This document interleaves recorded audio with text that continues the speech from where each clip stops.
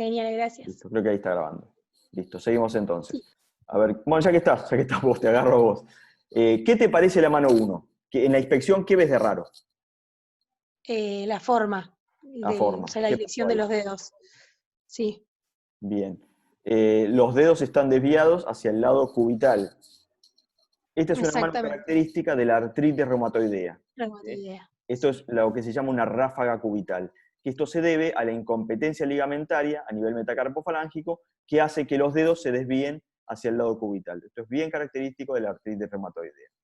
Seguimos con el examen. A ver quién más tenemos por acá. Bueno, de algunos no veo los nombres. Pero bueno, a ver, Juan Ignacio.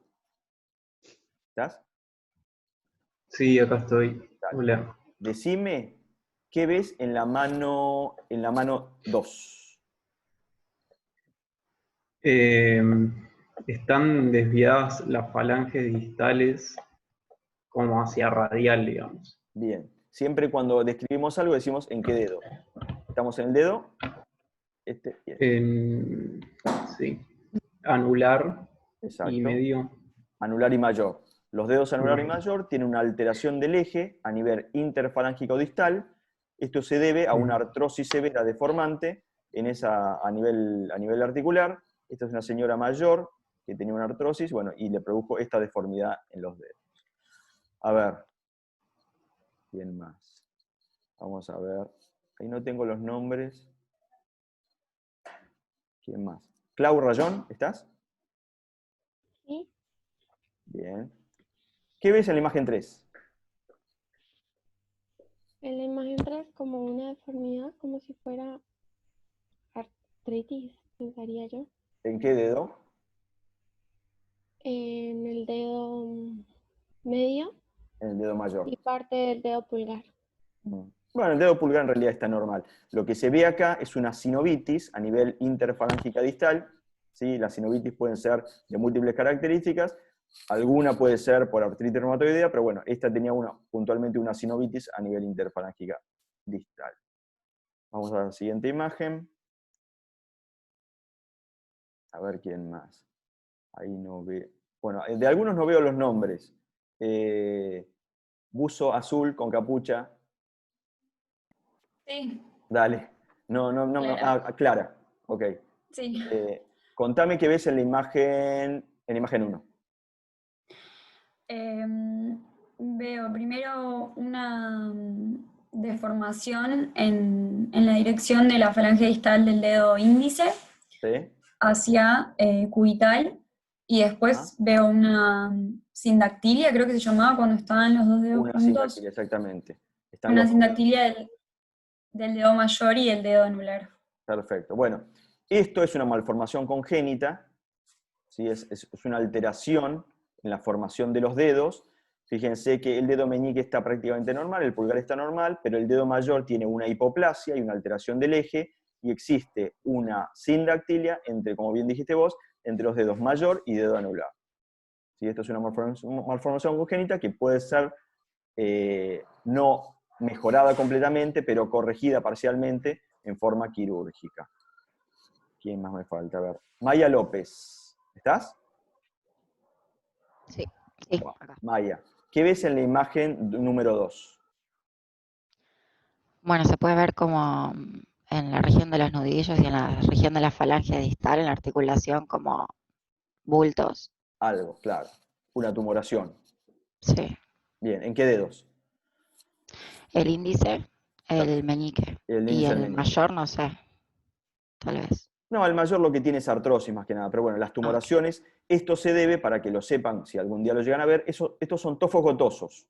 ¿Vieron la gota? Los depósitos de cristales de ácido úrico, bueno, forman tofos, y estos son tofos gotosos que se le formó a esta paciente a nivel de la articulación interfalángica distal, de los dedos índice y meñique.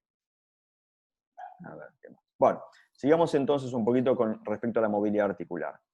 Nosotros vamos a medir la flexoextensión, tanto activa como pasiva, a nivel metacarpofalángico, que sería este puntito rojo, el que está acá, que le estoy marcando, la interfalángica proximal a nivel de este punto que está acá, y la interfalángica distal a nivel de este otro punto. La flexión promedio a nivel metacarpofalángica es de aproximadamente 90 grados.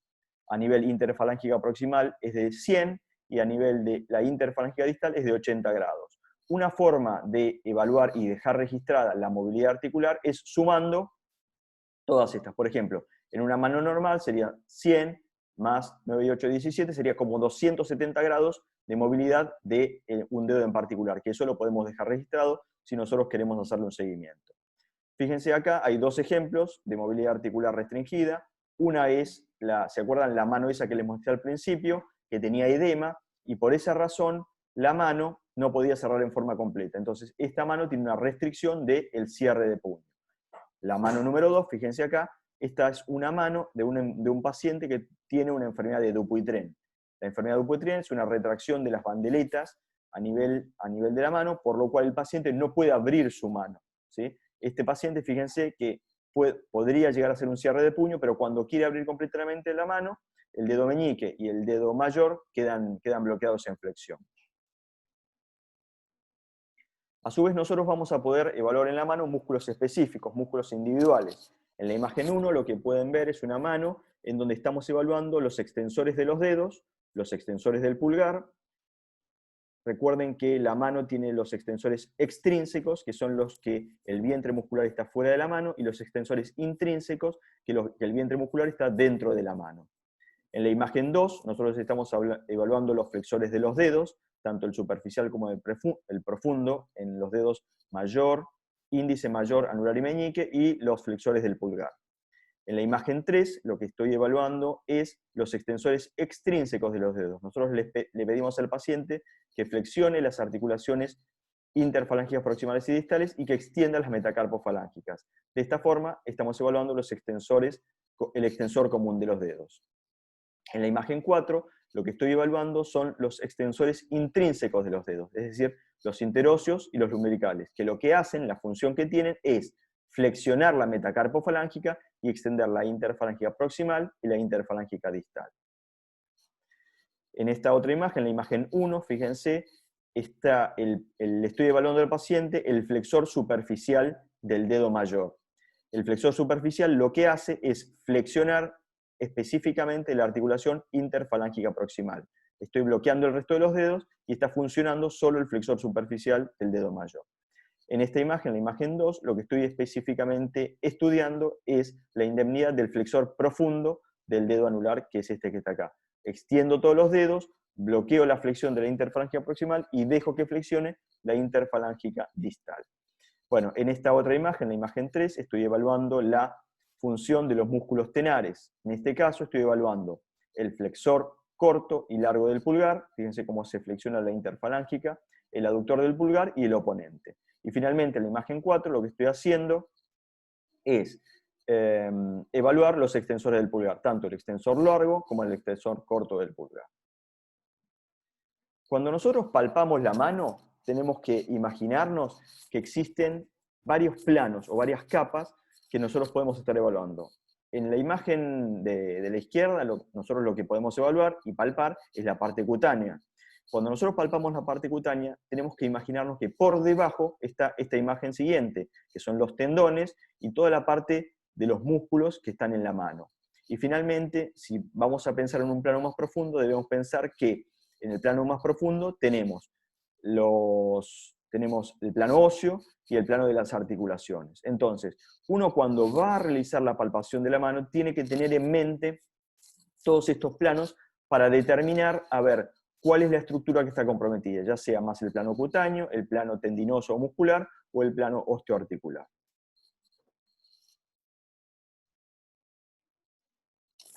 Con respecto al dolor, lo que nosotros tenemos que evaluar en el dolor es la ubicación, ya que como les había dicho, en la mano hay muchas estructuras anatómicas cercas que van a dar un dolor específico. Si ese dolor tiene irradiación, es característico, por ejemplo, que en las tendinitis el dolor sea puntual en una zona, pero que tenga una irradiación que es característica de justamente el trayecto que tiene ese tendón.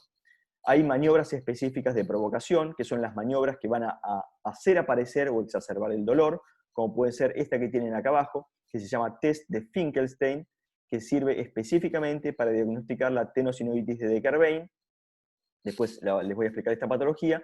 y se basa fundamentalmente en cerrar un puño, dejando el pulgar incluido por dentro de los otros dedos, y darle un desvío cubital a la muñeca. Cuando se produce esta maniobra, si genera dolor, se considera un test positivo y es característica de la tenosinovitis de Descartes. Finalmente, para cuantificar de alguna forma el dolor, vamos a poder utilizar lo que se llama la escala visual análoga. La escala visual análoga es una línea que nosotros habitualmente la trazamos de 10 centímetros, donde el extremo izquierdo de la línea es la ausencia de dolor y el extremo derecho es un dolor muy severo. Le vamos a pedir al paciente que trace una línea en cualquiera de estos puntos, por ejemplo acá, y nosotros vamos a medir a ver cuánto mide la distancia entre el borde izquierdo de la línea y el punto donde marcó el paciente. Y de esta forma vamos a poder cuantificar en milímetros el dolor.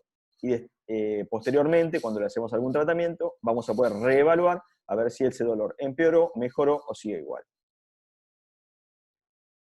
Con respecto a la radiología de la mano, hay dos proyecciones específicas que nosotros son las que utilizamos para evaluar la mano, que son el frente y la oblicua, que es la que ustedes ven acá, ¿sí? Y a ver si me ayuda alguien, a ver a quién puedo llamar. Camila Stemelin, ¿estás, Camila? Sí, Bueno, a ver, Camila. Ya te había preguntado vos. Bueno, te pregunto igual, no pasa nada. A ver, ¿qué huesos ves acá? En la radiografía de la del frente. hoy soy malísima para los nombres. Yo te marco, esperá. Eh, Dale, acá. Ese es el radio. Radio. El cúbito, ¿Estos huesos qué son los primeros? los metacarpianos. Metacarpianos, que se enumeran desde el pulgar hacia el meñique como primero, segundo, tercero, cuarto y quinto. ¿Estos qué son? Las falanges Falanges proximal, proximales, medias y distales. falanges medias y distales, que podemos denominar F1, F2, F3. Y el pulgar tiene un metacarpiano y tiene dos falanges. Vamos a ver algún otro. A ver, no me aparece acá. Ahí te veo con un buzo, una campera azul y roja. ¿Puede ser? Sí, Dale. A ver, ¿te acordás los huesos del carpo? sí, ponele. Dale. Para que, a ver, te voy marcando. No, vamos para atrás. Ahí. El que está acá. El escafoides. Perfecto. ¿Al lado? Semilunar. Piramidal. Semilunar. Ah, semilunar. Semilunar. Sí, Al lado del semilunar. semilunar. Espera que. Ahí. El ganchoso. El piramidal, acá, que está superpuesto con el pisiforme. Y ahí arriba, sí, el que tiene un gancho, Sí. el Arriba. ganchoso. El Acá al ganchoso. lado, ¿cuál tenemos acá? El grande. El hueso grande. Y acá medio superpuesto está el El trapezoide y el trapecio. trapecio. Excelente. Bien, esos son todos los huesos de escarpo, que es importante reconocerlos y saber las relaciones que tienen entre sí. Y la otra posición que nosotros vamos a utilizar es la oblicua de la mano, ya que si pedimos un perfil estricto, vamos a tener todos los metacarpianos superpuestos y todas las falanges, por lo cual en la mano pedimos frente y oblicua. Y si queremos ver alguna patología específica de un dedo, como en este caso una fractura a nivel de la falange media, vamos a pedir un frente y un perfil estricto de ese dedo en particular. Bien, sigamos. Con respecto a la muñeca, ¿cómo se evalúa la muñeca en su movilidad?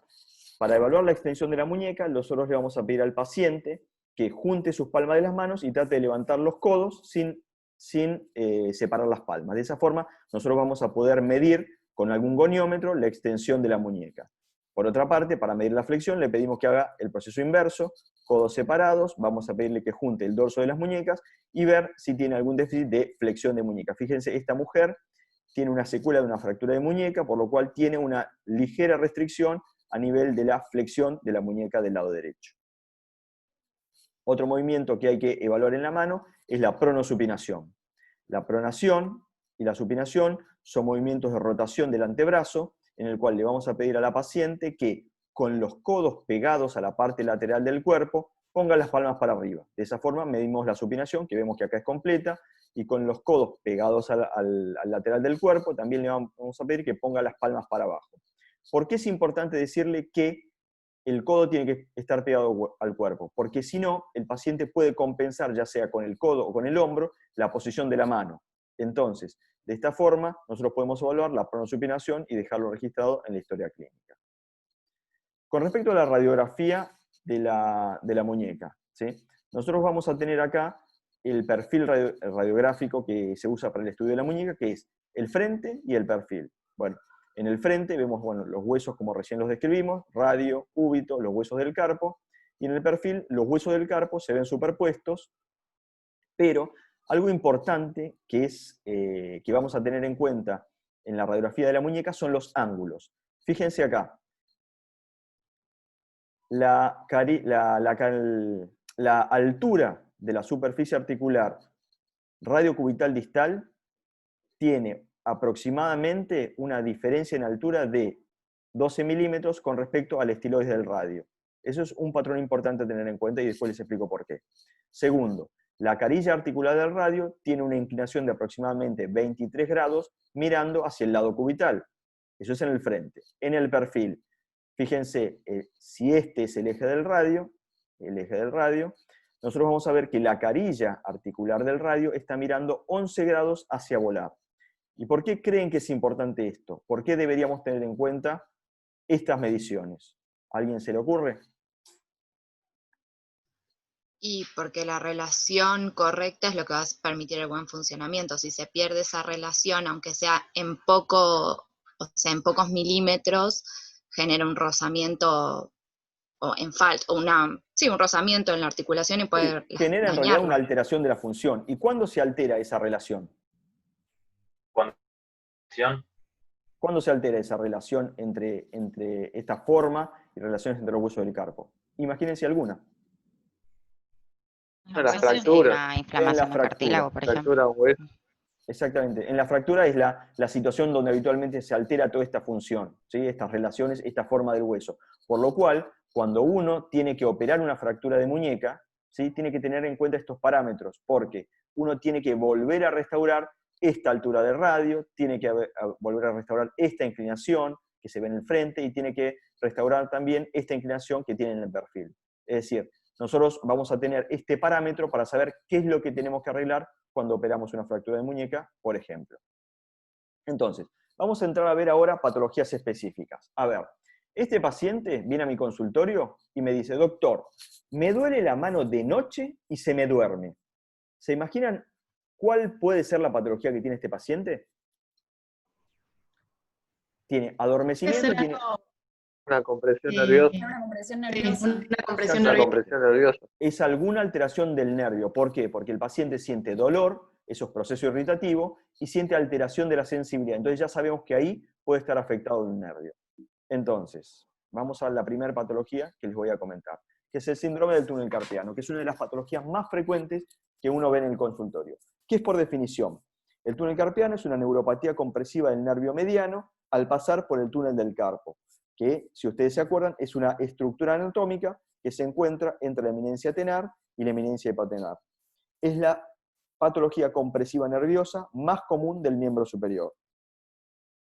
Vamos a tener mayor prevalencia en mujeres, 4:1, sobre todo en la sexta década de la vida, y los grupos de población con incidencia aumentada para desarrollar esta patología son los trabajadores manuales en tareas repetitivas, los diabéticos, los pacientes con artritis reumatoidea, por la hipertrofia sinovial de los tendones flexores, las mujeres embarazadas también son pacientes de riesgo de desarrollar túnel carpiano, el hipotiroidismo y los pacientes dializados.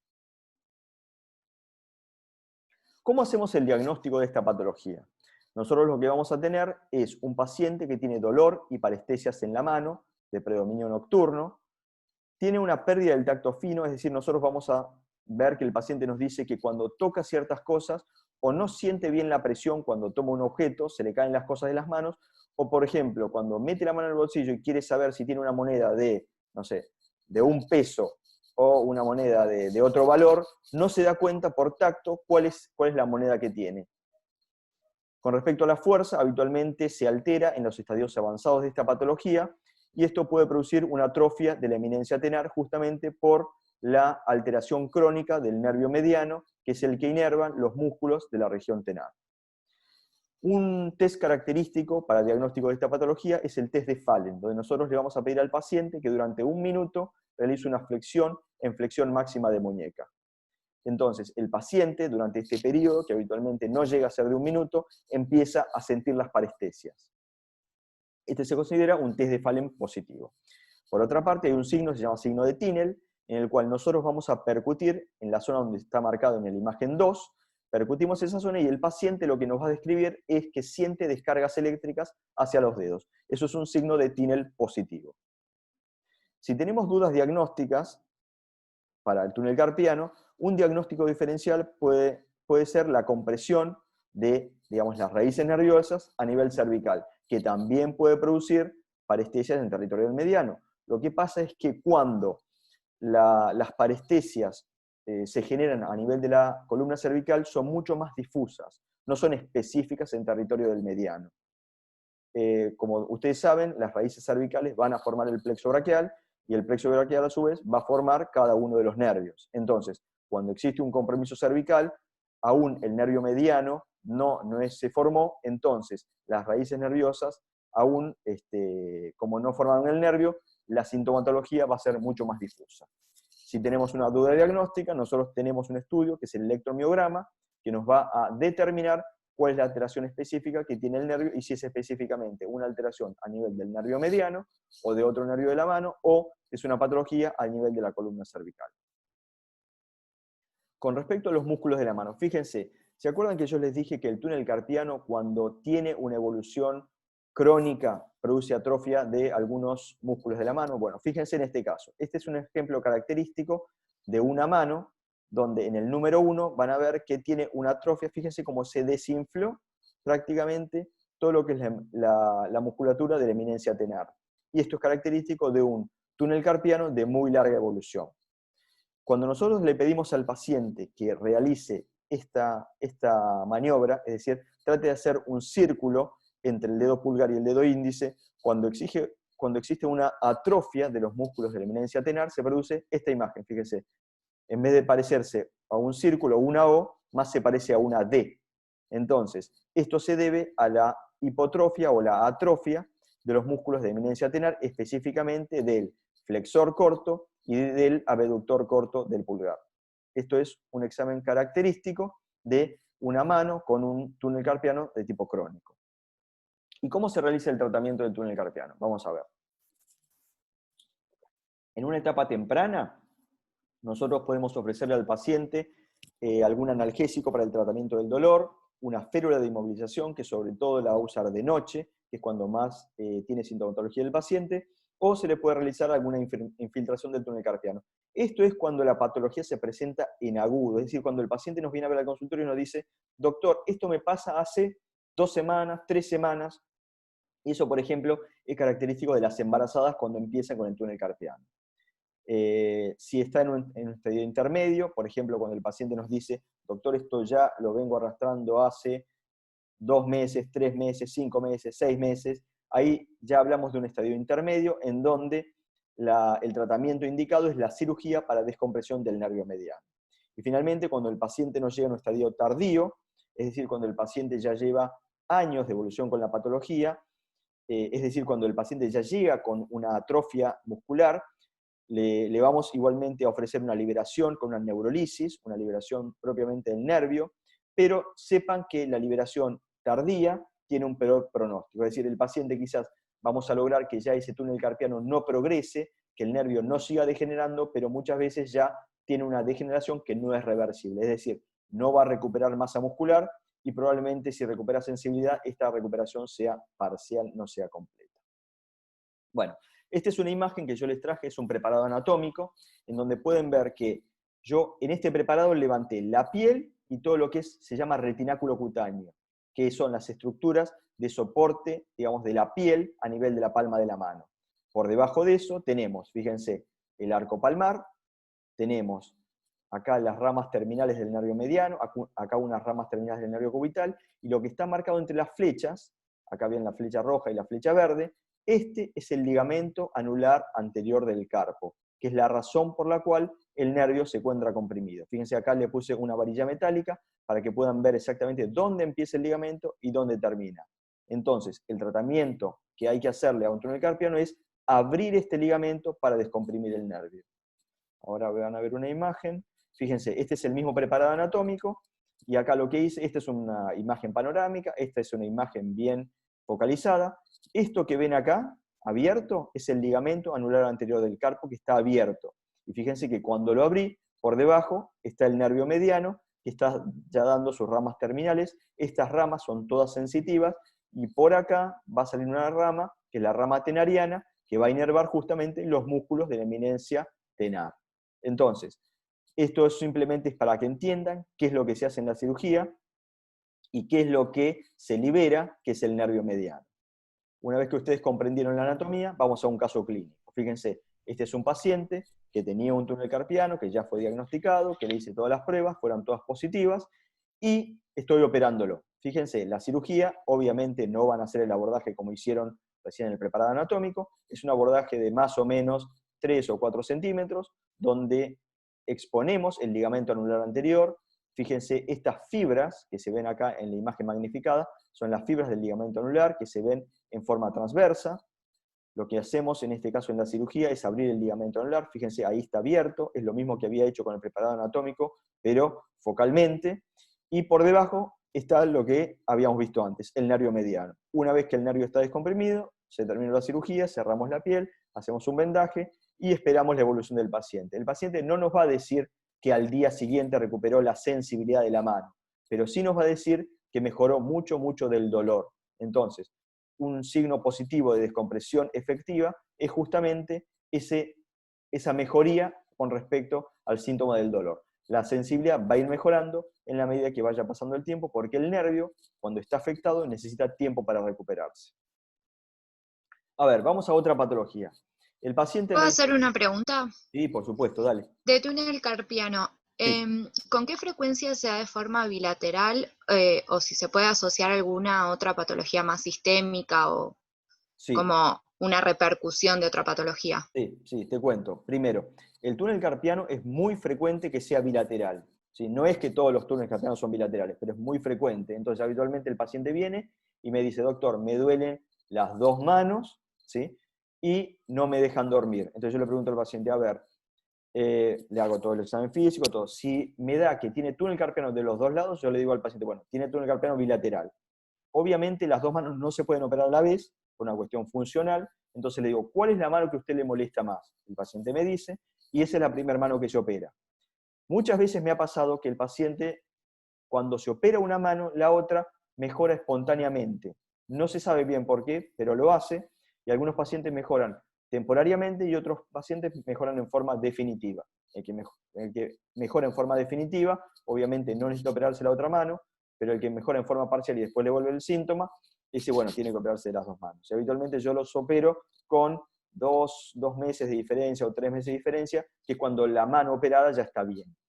Con respecto a la segunda pregunta que vos me hacías, otras patologías. Por ejemplo, los pacientes reumáticos, debido a la hipertrofia sinovial, ese tejido sinovial hipertrófico va a ocupar un lugar dentro del túnel carpiano y va a aumentar la presión dentro del canal. Esos pacientes justamente se operan para descomprimir el nervio que está en ese momento apretado por el tejido sinovial. Porque recuerden que el túnel carpiano es un espacio que no es distensible, justamente porque el ligamento no es elástico, es rígido. Entonces, uno descomprime en ese caso para que justamente el nervio tenga mejor función. Otra patología, por ejemplo, es el embarazo. Las embarazadas, debido al cambio de la retención de los líquidos, muchas veces aumenta la presión dentro del canal justamente por eso. A las embarazadas yo habitualmente les aconsejo no operarse durante el embarazo justamente por el riesgo de recibir una anestesia, bueno, todo lo que eso concierne. Y lo que le ofrezco yo a la embarazada, siempre y cuando el obstetra me dé permiso, es hacerle una infiltración del túnel carpiano. Yo le pongo un corticoide dentro del canal junto con un anestésico local y eso lo que hace es desinflamar el nervio durante el periodo, quizás de 2, 3, 4 meses, que a la embarazada le ayuda muchísimo para terminar su embarazo. Cuando termina su embarazo, los líquidos vuelven todos a su lugar y habitualmente el túnel carpiano desaparece.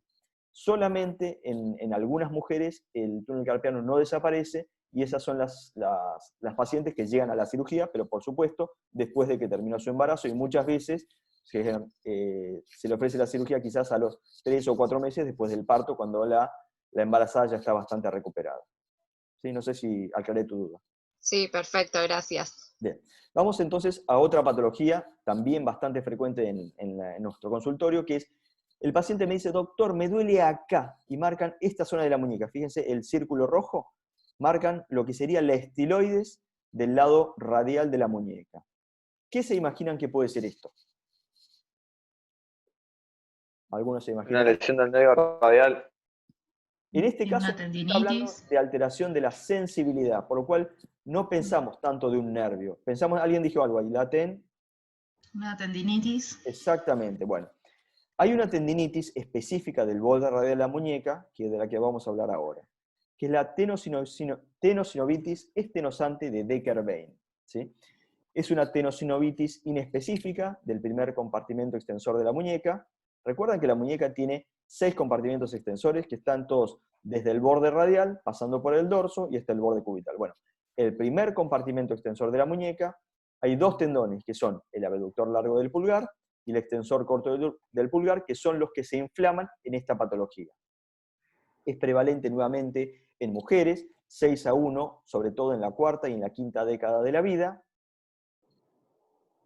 Generalmente se asocia a tareas repetitivas de abducción del pulgar y desvío cubital de la muñeca. Es muy frecuente que esta patología la tengan los pacientes que, por ejemplo, trabajan en líneas de montaje en alguna fábrica, que siempre están haciendo la misma actividad y tienen que hacer un movimiento repetitivo. La anatomía del primer compartimento extensor de la muñeca, que es lo que ven acá en esta imagen, que está marcada con la flecha roja. Existe un alto porcentaje de variaciones anatómicas a nivel del primer compartimento extensor de la muñeca. Es decir, que hay presencia de tendones aberrantes.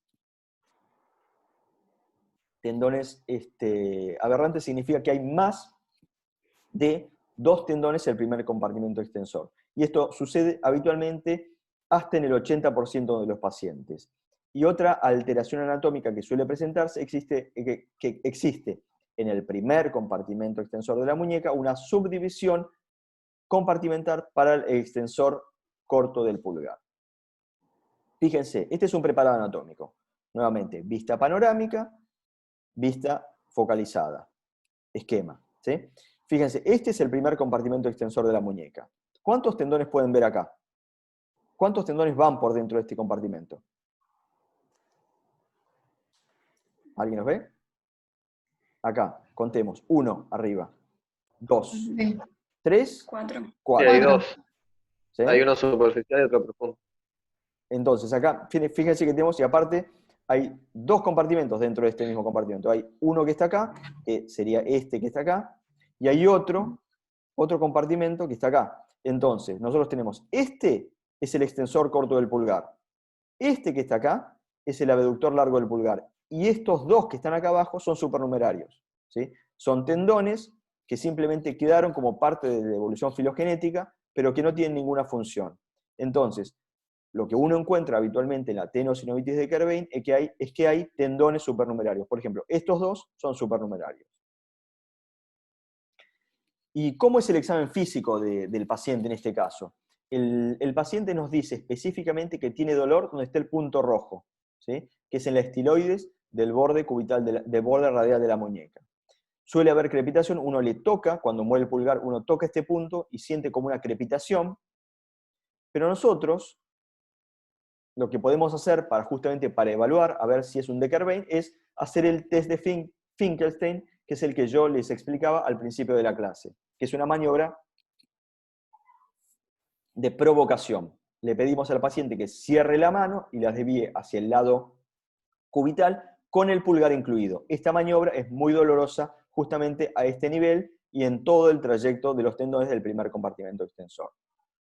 Con respecto a los diagnósticos diferenciales, vamos a tener la risartrosis, que duele donde está el punto celeste, acá, que es la artrosis de la articulación trapecio-metacarpiana, el síndrome de la intersección, que es el punto verde, que es el punto donde se cruzan los extensores de muñeca con el extensor largo del pulgar, una fractura de escafoides, que es el punto gris, o una fricción estiloradial, que es la fricción que se produce entre el escafoides y la estiloides del radio, que es donde está el punto amarillo. Fíjense, en un espacio muy, muy chiquito hay varias patologías diferentes. Por eso, en patología de mano, cuando uno revisa al paciente, es muy importante la topografía, la ubicación del sitio del dolor, que eso es lo que estábamos hablando al principio de la clase.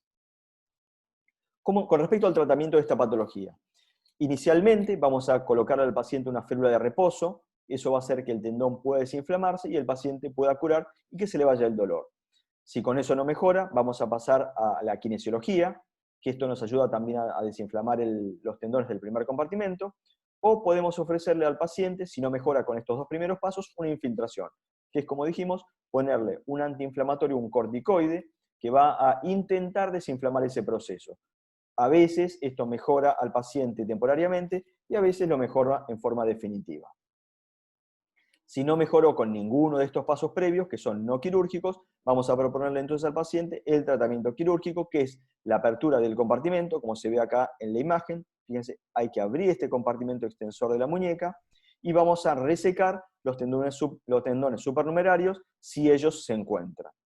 Vamos a individualizar cuál es el extensor corto, cuál es el abductor largo, y los tendones supernumerarios los vamos a resecar. ¿Alguna duda hasta acá? Si no, Te hago una pregunta. dale. ¿Cómo la diferencias con una tendinitis normal a nivel de ese lugar? Mira, la tenosinovitis de Kerbein es una tendinitis que es crónica, que inicialmente comienza como cualquier otra tendinitis, por lo cual es casi imposible diferenciarla en su inicio.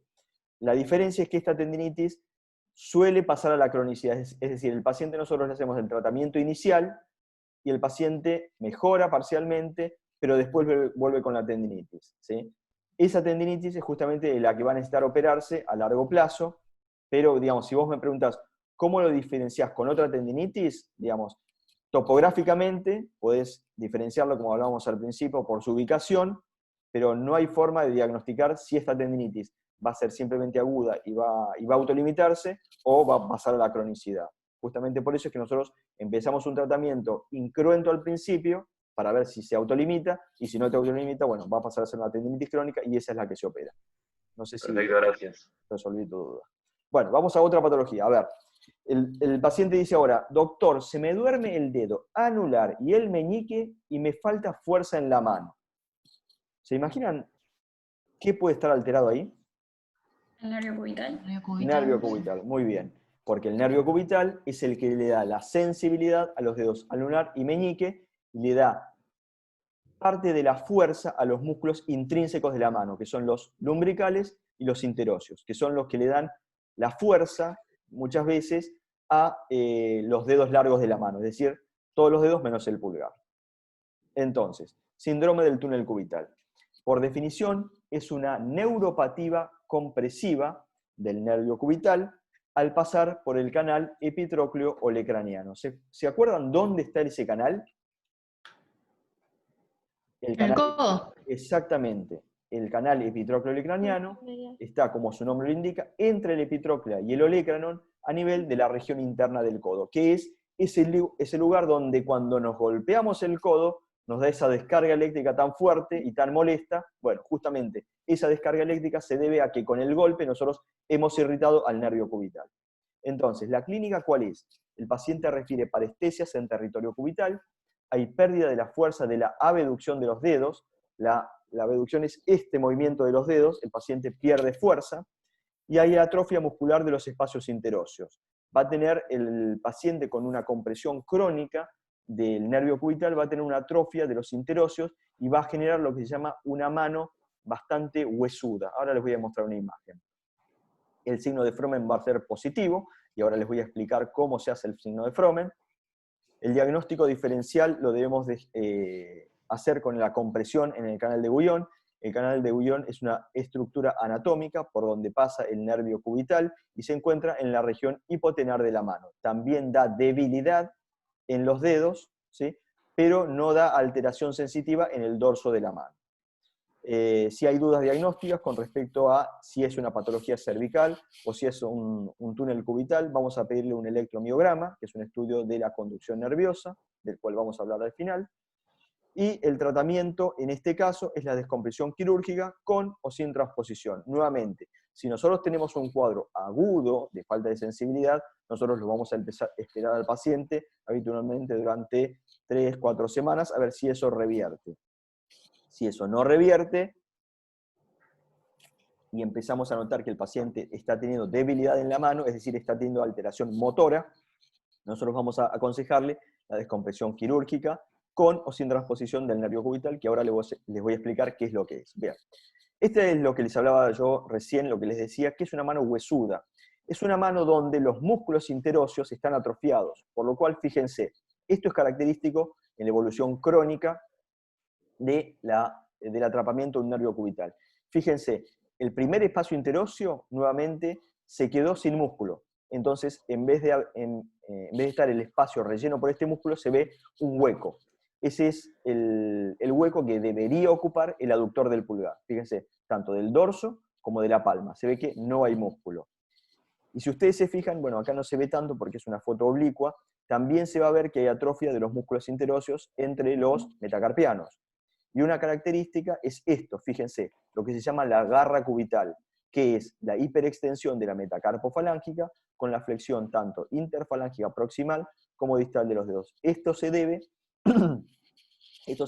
a la atrofia muscular de los lumbricales del lado de los lumbricales del cuarto y del quinto dedo. Nosotros vamos a hacerle un examen característico, que es la prueba de Fromm. Una pregunta. Sí, dale. ¿Vos si le pedís al paciente que extienda los dedos, los puede extender? Sí. Los extiende en los estadios avanzados con dificultad. En los estadios iniciales, el paciente tiene como una postura, así, habitualmente. Cuando los trata de extender, lo puede hacer, pero con dificultad, justamente por la debilidad.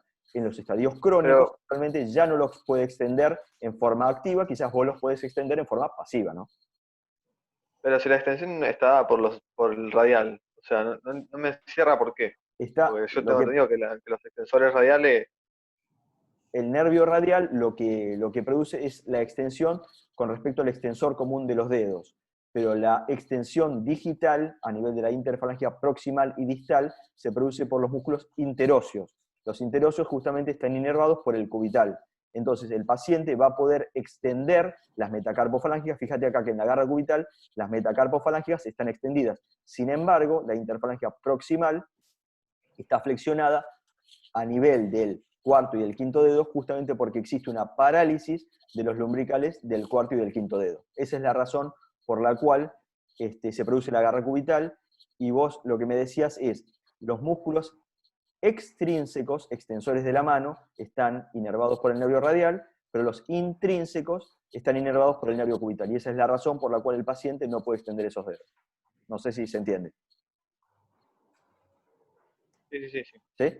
Bien, entonces, signo de Fromm. Nosotros le vamos a dar al paciente un papel para que lo tome, y el paciente, vamos a tratar de sacarle ese papel. El papel va a estar, el paciente le pedimos que lo tome entre el pulgar y el índice. Entonces, un paciente que no tiene alteración del nervio cubital, el papel lo va a tomar de esta forma, la forma A, es decir, con la interfalángica extendida.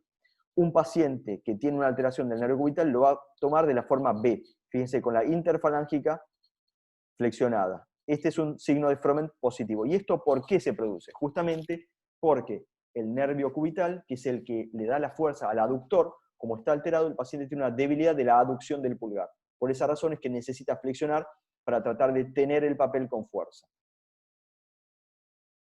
Bueno, ¿qué se hace en la cirugía? En la cirugía lo que se hace es la liberación del nervio cubital. Fíjense, esta es una cara interna del codo. Esto que se ve acá es la epitróclea. Acá estaría el olecranon, canal epitrócleo-olecraniano. Esto que ven liberado acá es el nervio cubital. Y esto que estoy haciendo acá es una transposición anterior del nervio cubital. Entonces, cuando el paciente tiene alguna alteración del canal epitrócleo-olecraniano que justifica la compresión del nervio, nosotros vamos a sacar el nervio de este canal y los vamos a transponer hacia anterior. Acá hice una bandeleta de aponeurosis, justamente para mantener el nervio en su lugar. Pero no siempre se hace esa transposición anterior. Si no existe una alteración en el canal, simplemente se hace la liberación del nervio para descomprimirlo. Pasamos a otra patología. A ver, el paciente ahora me dice, doctor, hace un tiempo que no puedo estirar estos dedos. ¿Te puedo hacer una última pregunta? Dale, ¿sí? Tengo una pregunta.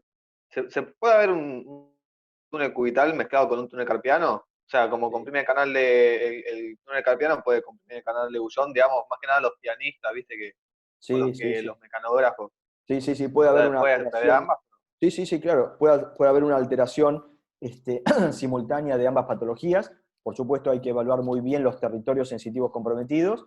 Y si está comprometido tanto el nervio mediano como el nervio cubital, en la cirugía se puede hacer la descompresión de ambas patologías, sí, correcto.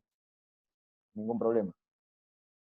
Pero es importante evaluar bien, porque no es que vos decís, bueno, al paciente se le duerme la mano. Tenés que ver si se le duerme la mano en el territorio mediano o en el territorio cubital, o en ambas. Y vos vas a descomprimir el nervio según qué territorio sensitivo esté comprometido, ¿sí?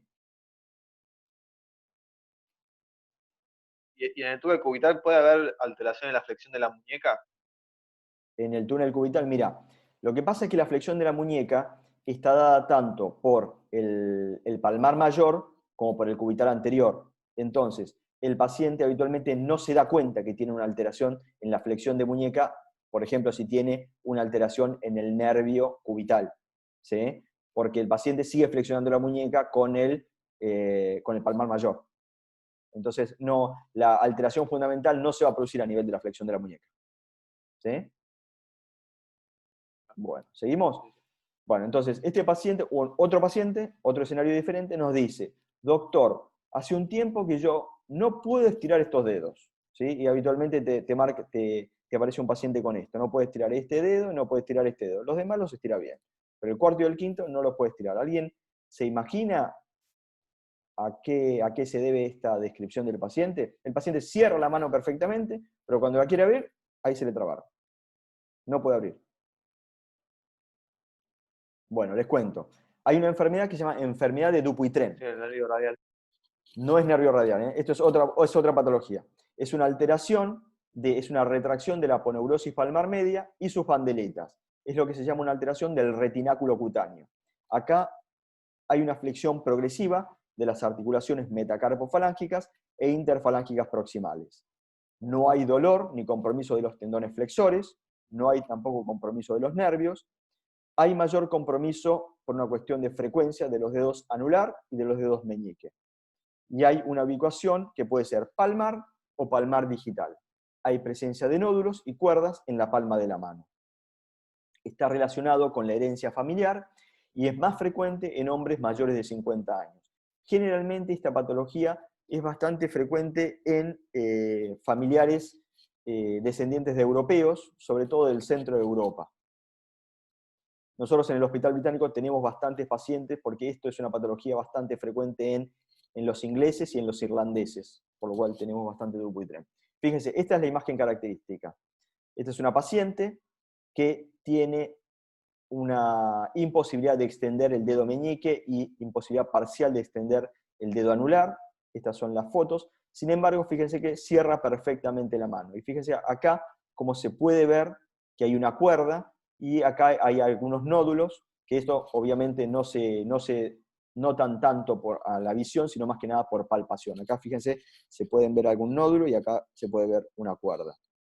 Acá les voy a mostrar otra imagen. Este es un paciente que también tiene un Dupuytren, que fíjense, la flecha negra está marcando la cuerda. ¿Sí? Que esta cuerda va hacia el quinto dedo. Entonces, a este paciente lo estamos operando y fíjense, acá se ve la cuerda, que es la que genera la contractura. Se aisló la cuerda, por supuesto, abajo está el tendón flexor, que el tendón flexor no está alterado, y cuando uno hace esta cirugía tiene que ser cuidadoso de liberar correctamente y de estar seguro que no está lesionando ningún nervio colateral. Entonces, una vez que aislamos la cuerda, la resecamos y el paciente vuelve a tener extensión completa a nivel de los dedos. ¿Alguna pregunta de Dupuytren? ¿Alguna cosa? Bueno, seguimos con otra. A ver, este paciente me dice, doctor, me duele la mano cuando agarro algo o cuando hago fuerza. Y el lugar que me está marcando el paciente es este, fíjense, acá. Este lugar me lo marca el paciente. Y esta es una mano característica de la patología de la que vamos a hablar. ¿Alguien se imagina de qué se trata esto? Bueno, les cuento yo entonces. Vamos a hablar de la risartrosis del pulgar. La risartrosis del pulgar es la artrosis de la articulación trapecio-metacarpiana que se encuentra en la base del pulgar. Es un dolor localizado en esa articulación y sobre todo aparece al realizar actividad manual y actividad de esfuerzo. El paciente habitualmente nos dice, no me duele cuando estoy en reposo, me duele cuando tengo que hacer alguna actividad de esfuerzo con mi mano. Es más frecuente en las mujeres a partir de los 50 años, presenta una subluxación de la articulación trapecio-metacarpiana y una posición de pulgar aducto, que ahora les voy a mostrar en la foto de qué se trata. El tratamiento de esta patología en sus estadios iniciales puede ser kinesiología, puede ser utilización de férulas para posicionamiento del pulgar, puede ser con analgésicos o antiartrósicos. Cuando no mejora con ninguno de estos tratamientos, vamos a ir a la resección artroplástica del trapecio, a la cual se le puede agregar alguna reconstrucción ligamentaria, que ahora vamos a hablar. Fíjense, esta es la característica mano de un paciente que tiene risartrosis. Primero, el dolor está donde se marca la flecha roja, a nivel de la articulación trapecio-metacarpiana, y fíjense, tiene característicamente este pulgar aducto. Fíjense, si ustedes abren la mano, el pulgar se separa de la palma de la mano. Sin embargo, en los pacientes con risartrosis avanzada, habitualmente el pulgar está en esta situación de aducción. Y esto es permanente, el paciente no puede separar bien. Por esa razón, el paciente tiene dificultad para tomar objetos grandes, y lo que hace el paciente en forma compensatoria es una hiperextensión de la articulación metacarpofalángica. Fíjense donde marca la flecha roja, que el paciente tiene una hiperextensión de la metacarpofalángica debido a la posición aducta del pulgar. ¿Sí? Entonces, cuando tenemos estas características y el paciente está con dolor y no mejora con el tratamiento incruento, es donde vamos a proponer al paciente un tratamiento quirúrgico. Fíjense, esta es la característica radiografía de un paciente con risartrosis. Esto es una posición oblicua de la mano, donde pueden ver que esta es la articulación entre el trapecio y el metacarpiano. Esto es una artrosis trapecio-metacarpiana. Fíjense cómo está absolutamente pinzado, con un hueso escleróseo subcondral, que en realidad ya no tiene cartílago. Y fíjense, si ustedes los comparan con la articulación entre el escafoides y el trapecio, acá sí hay luz, y acá ya no hay luz. En este caso, el paciente que no responde al tratamiento incruento es donde se le propone hacer una resección artroplástica del trapecio. Se saca el trapecio directamente. Y acá le hacemos una técnica específica con un tendón para que el pulgar siga funcionando, y de esta forma el paciente, una vez que nosotros lo operamos, va a estar sin dolor y va a mantener la movilidad de ese pulgar. Algo importante a tener en cuenta es que la indicación quirúrgica de la risartrosis no es por radiología, es decir, nosotros no vamos a indicar el procedimiento según artrosis más o menos avanzada, sino según la clínica del paciente. Si al paciente le duele, es un paciente que va a ser candidato a cirugía. Si el paciente tiene mucha artrosis pero no le duele, es un paciente que no es necesario operarlo. Vamos a pasar a otra patología. ¿Hasta ahora vamos claro? ¿Alguna duda? ¿Estamos bien? Vamos bien. Vamos bien. Sí, sí. Perfecto. Bueno, vamos a otra patología. El paciente ahora me dice, doctor, a ver, se me traba el dedo cuando cierro la mano, no puedo abrirlo porque un dedo se me queda trabado. Entonces el paciente dice, yo hago fuerza, lo destrabo y lo puedo estirar. Sin embargo, cuando vuelvo a cerrar otra vez la mano, se me traba otra vez en flexión y tengo que volver a hacer fuerza para estirarlo y eso me genera dolor. ¿Alguien sabe de qué se trata esto?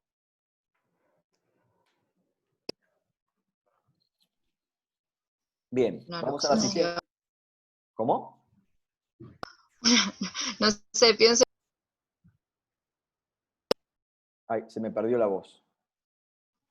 Una luxación del... No, no es luxación. Ahora vamos a ver de qué se trata esto, les cuento. Se trata de un dedo en gatillo o dedo en resorte, que no sé si alguna vez lo habrán visto, es una patología bastante frecuente también en la mano. ¿A qué se debe esto? Es una inflamación del tendón y traba del mismo a nivel de la polea 1, que está a nivel metacarpofalángico, en la palma de la mano. Ahora les voy a mostrar una imagen anatómica donde van a poder ver qué es la polea 1. Existe un factor mecánico de discrepancia entre el tendón y la polea 1. Hay un dolor palpatorio y una traba a nivel metacarpofalángeo en el pulgar, el paciente habitualmente con el dedo en gatillo, miren, viene así. ¿Sí? ¿Ven la imagen? ¿Ven mi mano? Viene así con esta mano. Sí. Y el dolor lo tiene acá, ¿sí? A nivel de la articulación metacarpofalángica. Les voy a mostrar entonces ahora algunas imágenes. El pulgar en gatillo puede ser congénito, que es una traba también de la polea A1, el tendón en la polea A1, que se produce en forma congénita. Habitualmente la mamá nos trae a un bebé que tiene un dedo cerradito, que no lo puede estirar, o se lo estira con dificultad, o a veces son chicos chiquitos, quizás 2 o 3 años, que la mamá se dio cuenta que el nene no puede extender bien el dedo y por eso lo trae a la consulta. El tratamiento inicialmente en el dedo en gatillo del adulto es kinesiología, analgésicos, infiltración, y cuando no mejora se le propone el tratamiento quirúrgico, que es la liberación longitudinal de la polea A1. El pulgar en gatillo congénito siempre es quirúrgico, no se lo trata en forma incruenta. Bueno, esto es lo que yo les quería explicar. Fíjense, esto es un dedo en el cual yo le saqué la piel, le saqué el tejido celular subcutáneo y me quedó el tendón, que estos son los tendones flexores, tanto superficial como profundo, y el sistema de poleas flexoras, ¿sí? Que es como una serie de túneles por los que pasa el tendón. Si no tuviésemos este sistema de poleas flexoras, cuando la persona cierra el dedo, el tendón tiende a despegarse del hueso, con lo cual disminuye la eficiencia de la flexión. Estas poleas tienen que estar indemnes para que pueda el paciente flexionar el dedo. Pero hay una de las poleas que es esta, la que está marcada en negro, que es la polea A1. Justamente este es el sitio donde se va a producir la traba del tendón en la polea. Fíjense que es como un puente que tiene. Y si nosotros realizamos la apertura aislada de esta polea, el paciente no tiene ninguna alteración en la flexión de la mano. Y justamente eso es lo que se hace en la cirugía. Abrir la polea A1, lo que hace que el tendón ya no se trabe a este nivel. Con el tiempo, el tendón, que habitualmente cuando uno lo opera y abre la polea 1, se ve que tiene un engrosamiento a nivel del flexor, generalmente es el flexor profundo. Con el tiempo, una vez que uno abre la polea, el tendón se va desinflamando y finalmente deja de tener inflamación, con lo cual el dedo ya no le va a doler más y no se le va a trabar más. Cuando uno hace la infiltración, lo que está tratando de hacer es, sin abrir la polea, tratar de que esa inflamación, ese pequeño nódulo que tiene el tendón, con la infiltración desinflame y deje de trabarse el dedo. En algunos pacientes es exitoso y en los pacientes donde no tenemos éxito, bueno, son los pacientes que van a la cirugía. Bueno, ¿alguna duda hasta acá? Sí, no sé si entendí bien. Entonces lo que se hace, se saca la polea A1. Se abre la polea 1, se abre en forma longitudinal. Ah. La polea es como un puente. ¿Vieron la liberación que hicimos en el túnel carpiano? Que también es un ligamento Sí. que está comprimiendo. Sí, sí, sí. Lo que hacemos acá es lo mismo. Abrimos longitudinalmente la polea A1, a ver si le muestro la imagen. Hacemos un corte Sí, acá, y mirá. ahí se libera el tendón. Acá se libera y el dedo ya no se traba más. ¿Sí? Okay. Entonces, ahí queda resuelto Está el bien. problema. Y lo mismo se hace en los pediátricos. Se abre ese puente y una vez que se abrió ya el paciente no se le traba más el dedo. ¿Sí? Perfecto. Gracias. Bueno, pasamos a la última etapa de la clase, para que no sea tan larga, que son los estudios complementarios que usamos en cirugía de mano. Los estudios complementarios pueden ser radiografías dinámicas, son radiografías que tomamos con el paciente haciendo alguna maniobra semiológica, la ecografía, la tomografía computada, que puede ser con un complemento tridimensional, la resonancia magnética, la artroresonancia, que es cuando hacemos una resonancia poniendo un líquido de contraste interarticular, el centellograma óseo, que nos sirve para determinar algunas patologías. Con respecto a algunas patologías sistémicas, nos va a ayudar el laboratorio de sangre para hacer el diagnóstico. Tenemos estudios neurofisiológicos, como puede ser el electromiograma, la velocidad de conducción sensitivo-motora y los potenciales evocados. Y finalmente, la biopsia, que es el estudio de elección cuando estamos hablando de patologías tumorales. Ahora les voy a explicar cada uno de esos estudios complementarios, cuándo se usa y para qué nos sirve. Bien, radiografías. A ver, vamos a ver.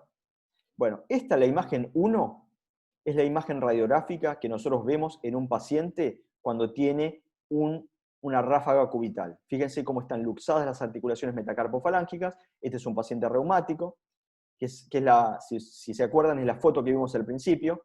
Y fíjense cómo también está alterada la articulación de la muñeca. prácticamente no se puede observar la articulación a nivel del radio con los huesos del carpo. Esto es justamente por el proceso degenerativo que tuvo la muñeca. Esta imagen 2 es un herido de bala que recibió un balazo que entró por el borde radial de la mano y salió por el borde cubital, hizo un sedal en donde rompió todos los metacarpianos. Radiografía. Y esta es una imagen de un paciente que tiene una secuela a largo plazo de una fractura de muñeca. Tanto tiempo ha pasado que fíjense que ya no se observa, digamos, la consolidación de la fractura, pero sí se ve la deformidad residual. El radio, fíjense cómo quedó acortado, y esto le produjo un cúbito más largo en forma secular. Esto se llama impactación cúbito-carpiana, que es el choque que se produce entre el cúbito y los huesos del carpo, que si es doloroso, justamente, bueno, necesita un tratamiento. Pero ¿se acuerdan de las relaciones de las que hablamos al principio, de las relaciones de los huesos de la muñeca? Fíjense cómo acá están totalmente alteradas. Radio, cúbito, con respecto a los huesos del carpo. A ver, radiografías dinámicas. ¿Qué es una radiografía dinámica? Es una radiografía que nosotros le tomamos al paciente cuando le pedimos o le hacemos alguna maniobra semiológica. Y en este caso, por ejemplo, fíjense, esto es una radiografía de muñeca, que se la tomamos al paciente cuando está haciendo fuerza de puño. Y fíjense que cuando hace fuerza de puño, este paciente se produce una separación entre estos dos huesos, que ¿cuáles son? ¿Se acuerdan? Escafoides. El escafoides y el semilunar. Exactamente. Entonces, este paciente lo que tiene es una apertura del espacio escafolunar cuando realiza alguna actividad de fuerza. Esto nos da un indicio de que este paciente tiene una lesión del ligamento escafolunar.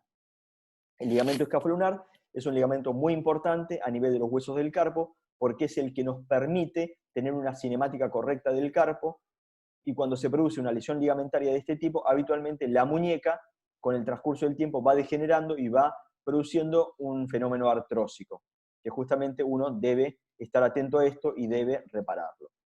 La otra imagen, fíjense, esta imagen es un pulgar, en donde nosotros le estamos haciendo una maniobra, lo que se llama un bostezo. No sé si vieron lo que se llama ¿saben lo que es un bostezo en una radiografía? Es cuando se abre una articulación. ¿Sí?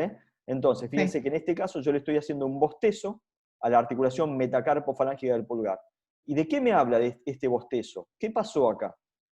¿Que hay una rotura ligamentaria? Exactamente. Se produjo una ruptura del ligamento colateral del lado cubital de la articulación metacarpo-falángica del pulgar. Esto se denomina lesión de Stener. Es una lesión característica, por ejemplo, de los esquiadores. El esquiador, con el bastón del esquí, cuando se cae y no suelta el bastón, se puede producir un fenómeno de abducción del pulgar, y esto lleva a la ruptura del ligamento. Esto genera una inestabilidad del pulgar, lo que le impide realizar tomas de objetos con fuerza, y esta inestabilidad le va a generar a largo plazo también artrosis. Por eso, esta lesión es de tratamiento quirúrgico. Hay que reparar esta inestabilidad ligamentaria. Seguimos, a ver. La ecografía. La ecografía básicamente nos permite diferenciar tumores sólidos de tumores líquidos. Entonces, nos es útil para diagnosticar este tipo de patologías. Ejemplo, esto que ven acá es una trombosis de la arteria cubital. Fíjense, acá está el trombo, acá lo estoy operando. En este caso, este paciente tiene una trombosis de la arteria cubital, y lo que fue diagnosticada por ecografía, porque se ve en la ecografía una alteración del flujo vascular de la arteria cubital. Y en este otro caso, en el ejemplo que ven acá, fíjense cómo el paciente tiene una tumoración en el dorso de la muñeca, que también fue diagnosticada por ecografía. ¿Se imaginan qué es lo que es esto que tiene acá el paciente? ¿Lipoma? ¿Tofo puede ser? ¿Cómo? ¿Tofo? No, esto no es un tofo gotoso. ¿Es un quiste? Es un quiste ¿Un sinovial. lipoma? No, no es un lipoma. Es un quiste sinovial. Y el diagnóstico se hizo justamente por ecografía. Cuando le hace la ecografía, se dan cuenta que el contenido de esta tumoración no es líquido, no es sólido, sino que es líquido. Esa presencia de líquido nos hace pensar en un quiste sinovial que se llama ganglión dorsal de muñeca. Es una patología bastante frecuente, ¿no? Es bastante frecuente en la muñeca, y el paciente nos viene a consultar porque le duele el dorso de la muñeca cuando extiende, justamente porque se produce un pinzamiento de ese quiste, o a veces nos consultan simplemente por una cuestión estética, porque el quiste empieza a ser grande y, bueno, se nota como una tumoración en el dorso de la muñeca. Si fuese de Puede contenido... ser que, Sí. no, sí, puede ser que, digamos, que se resuelva solo, Mira, los sin quistes ningún sinoviales, tratamiento. los quistes sinoviales habitualmente no es que se reabsorben solos, sino que aumentan o disminuyen de tamaño. A veces disminuye tanto de tamaño que dejan de observarse, en ese caso, bueno, el paciente no va a consultar. Y cuando se rompen los quistes, habitualmente cuando el paciente recibe un traumatismo en la muñeca. A veces el paciente tiene, Claro. hace mucho tiempo,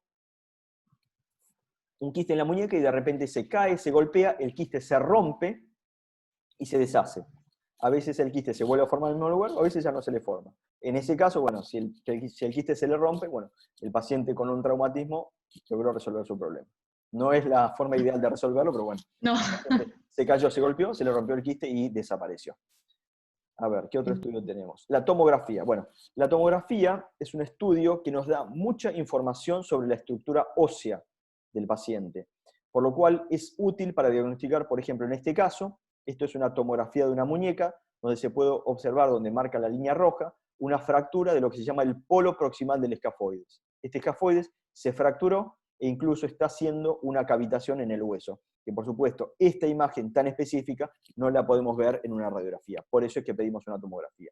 Y esto es una tomografía de la mano con reconstrucción tridimensional, que esta es la imagen de la radiografía que vimos previamente, donde ustedes pueden ver, bueno, en este caso, todos los fragmentos óseos, cómo se produjo la fractura, pero habitualmente este tipo de estudios con reconstrucción tridimensional, a mí lo que me ayudan es a saber qué tipo de osteosíntesis le puedo hacer al paciente. Es decir, si yo voy a tener fragmentos lo suficientemente grandes como para tomarlos con un tornillo o como para realizar la fijación.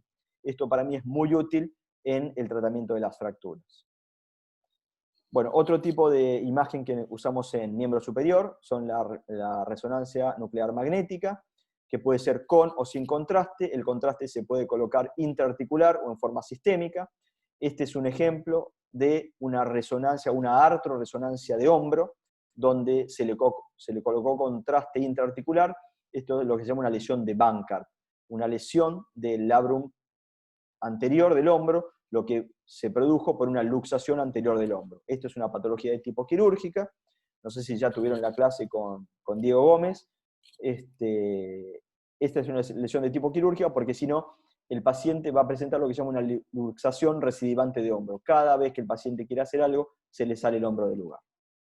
Finalmente, esta imagen de la derecha, donde está la flecha roja, es una imagen de la muñeca con contraste endovenoso, donde se puede observar que el polo proximal del escafoides, ¿sí?, se ve negro. ¿Esto qué significa? Que el contraste no llegó a ese lugar. Esto se produce porque el paciente tiene una necrosis del polo proximal del escafoides, ¿sí?, y se diagnostica de esta forma, con una resonancia. Centellograma óseo. Habitualmente el centellograma óseo se utiliza para evaluar patologías metastásicas. En este caso es una paciente que, fíjense, en el antebrazo del lado derecho tiene una zona hipercaptante, ¿sí? Esto se puede ver, por ejemplo, a una metástasis o a un tumor primario que se encuentra en el antebrazo, bueno, que eso da hipercaptación. Pero eso más que nada lo usan los oncólogos para determinar metástasis a nivel del esqueleto. Laboratorio. ¿Para qué nos sirve el laboratorio? ¿Se acuerdan que yo les dije que algunas patologías del miembro superior tienen que ver con la patología sistémica? Bueno, esto, ¿se imaginan qué puede llegar a ser? En el codo, una tumoración, exactamente. Esto es un tofo gotoso. Fíjense, esta tumoración es un paciente con gota, que el laboratorio nos dio una hiperuricemia, y que la cirugía nos mostró este material gaseoso, que si uno lo tiene que describir parece como si fuese pasta de dientes. Bueno, esto justamente es un tofo gotoso. Y el laboratorio de sangre nos ayudó al diagnóstico presuntivo. A ver, estudios neurofisiológicos. Vieron que nosotros estuvimos viendo varias patologías que incluían a los nervios. Nosotros en el miembro superior tenemos muchas patologías que pueden incluir patología de nervios, ya sea traumática, como puede ser una sección de un nervio, o degenerativa, como puede ser el túnel carpiano o el túnel cubital. Para estudiar esas patologías, justamente tenemos estudios neurofisiológicos, que son el electromiograma, que evalúa la contracción del nervio, cómo llega ese impulso eléctrico al nervio, a ver si está funcionando o no está funcionando, la velocidad de conducción, que justamente marca si ese nervio transmite o no correctamente la conducción, que eso puede ser sensitiva o motora, y los potenciales evocados, que más que nada los usan los especialistas de columna para evaluar patologías de la columna cervical. Entonces, recuerden que para patologías de nervio, como pueden ver acá, ¿se acuerdan? Patología del nervio cubital, con atrofia del primer espacio interóseo, patología del nervio cubital, con alteración de la pinza del pulgar, con el signo de Fromm positivo. Esto es patología del nervio cubital. Acá tenemos otro paciente, alteración de la musculatura en la región tenar, alteración de la pinza entre el índice y el dedo pulgar. Acá no puede formar correctamente la pinza, esto es alteración del nervio mediano. Que va a ser, por supuesto, todas estas alteraciones van a ser bien graficadas a nivel del electromiograma y de la velocidad de conducción. Y finalmente, el estudio que nosotros solemos utilizar para las patologías tumorales es la biopsia. Justamente es el estudio de elección, que la biopsia puede ser incisional o puede ser excisional. La biopsia incisional es aquella biopsia que nosotros en el paciente tomamos solamente un pedacito, ese pedacito de tumor lo mandamos a analizar, y una vez que tenemos el resultado decidimos lo que hay que hacer con la patología. Esa es lo que se llama la biopsia incisional, que habitualmente eso está relacionado más que nada con los tumores malignos. Sin embargo, la biopsia excisional es la que se utiliza habitualmente para los tumores benignos, es decir, cuando nosotros tomamos la muestra, sacamos completamente el tumor y eso lo mandamos a analizar. Eso es lo más frecuente en patología de mano. Habitualmente en patología de mano, los tumores que nosotros podemos encontrar son habitualmente benignos. No significa que todos van a ser benignos, pero habitualmente son benignos, por lo cual las patologías tumorales en la mano se tratan en forma excisional, es decir, sacamos completamente el tumor y lo mandamos a analizar. Bueno, esta fue la clase. Gracias a todos, chicos, por la atención. No sé si tienen dudas. La que quieran, podemos contestarle. Si les quedaron dudas de alguna de las patologías que fuimos hablando, o si tienen duda de alguna patología de mano que no hemos hablado. No sé si quieren preguntarme algo. Lo que quieran, estoy a disposición. No, por ahora. ¿Estamos bien? Por ahora no. Sí, fue muy buena la clase. Bueno, Sí. chicos, gracias. Gracias por su tiempo. Gracias a vos. No, Espero muchas que les gracias. haya servido. ¿Sí? Sí. Y bueno, básicamente, conceptos fundamentales de la clase, lo único que se les va a tomar en el examen es de lo que hablamos acá y de lo que hicimos hincapié en esta clase. Nadie les va a tomar nada raro, ninguna maniobra semiológica rara en la mano. No, básicamente lo que hemos hablado acá. Sepan esto, tengan los conceptos. Si ustedes, bueno, no van a hacer la patología, no van a ser traumatólogos ni nada, simplemente como médicos clínicos o como cardiólogos o como la especialidad que tengan, sepan que la patología de mano es una cosa bastante específica, por lo cual simplemente saber a quién derivar la patología cuando les llegue a su consultorio. Bárbaro, muchísimas gracias. Bueno, chicos, Hasta luego. chau, Muchas chau. gracias, doctor. Suerte, que anden bien. Gracias, igualmente.